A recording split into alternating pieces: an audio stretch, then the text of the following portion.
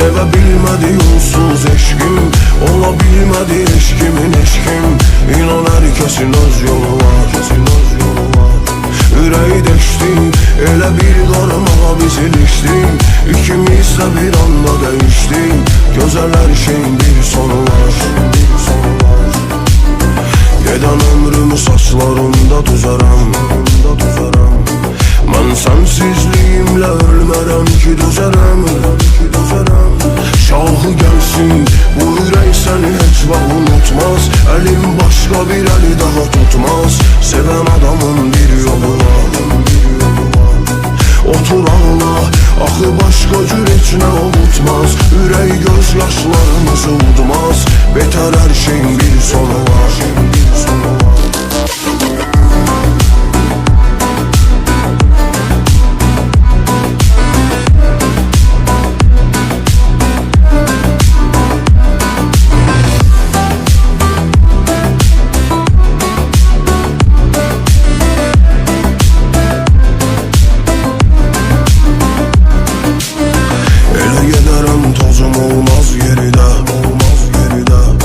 Məni canım bir daha görə bilməz yenidən.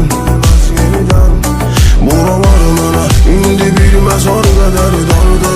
Buranı mənə dar edən uyardı. Geri dönməm bir yolu var. Biri geçsə, biri arxasınca çağırardı. Biri olmayanda biri vardı. Hər nağılın bir sonu var. Güvəndiyim dağlar başında qal.